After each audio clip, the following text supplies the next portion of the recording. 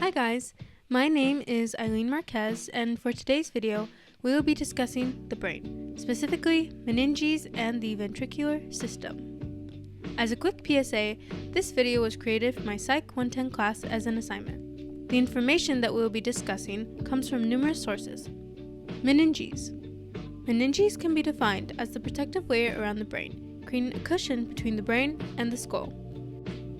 It is composed of three layers: the dura mater, the arachnoid mater, and the subarachnoid space, and pia mater.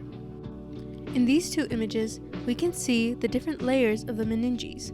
The meninges can also be found in the spinal cord, acting with a similar function as to protect it from injury. The dura mater can be remembered as the tough layer. It is flexible, and it is the outermost layer in the meninges. Second is the arachnoid mater, and this can be remembered for its spider web appearance. It is the middle layer that you will find in the meninges. Directly below the arachnoid mater is the subarachnoid space. This space is filled with cerebrospinal fluid, which we will define later on in the video. The final layer of the meninges is the pia mater, and this can be remembered as the tender layer. It is delicate and is the innermost layer in the meninges. For the functions of these layers and the overall concept of our meninges is to protect our brain and spinal cord from injury and to help circulate cerebrospinal fluid. Cerebrospinal fluid. Our cerebrospinal fluid, which can also be abbreviated to CSF, is a clear watery fluid that fills up our ventricular system within and surrounding our brain. It also flows within the subarachnoid space, which we mentioned earlier, and within our spinal cord. The functions of this fluid is that it is meant to cushion and nourish our brain, while also helping to carry away any waste. Here in this image, we can see the different spaces in which we can find cerebrospinal fluid. Choroid plexus. Choroid plexus can be defined as a place where CSF is created and secreted. It is a network of tissues that can be found in all four of our ventricles. In this image, we can see the anatomy of the choroid plexus, and we can also see how it fits into our ventricles. Ventricles.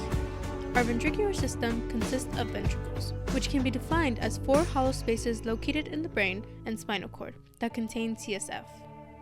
For the four different ventricles, we have the lateral ventricles, third ventricles, cerebral aqueduct, and fourth ventricle. Functions. The main functions of our ventricles is to allow for the production and circulation of CSF, and here in this image below, we can see the anatomy of the different ventricles. Here is the lateral ventricles, the third ventricle, the cerebral aqueduct, the fourth ventricle.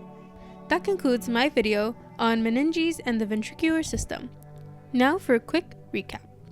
First, we talked about the meninges and the three protective layers that can be found within it. First is the dura mater. Second is the arachnoid mater, also containing the subarachnoid space, and third is the pia mater.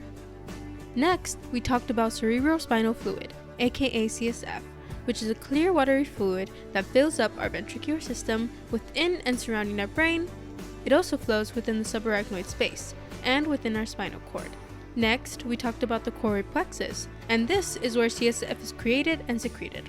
Finally, we talked about the ventricular system, aka our ventricles. We have four ventricles in our brain: lateral ventricles, third ventricle, cerebral aqueduct, and fourth ventricle. Thank you so much for watching.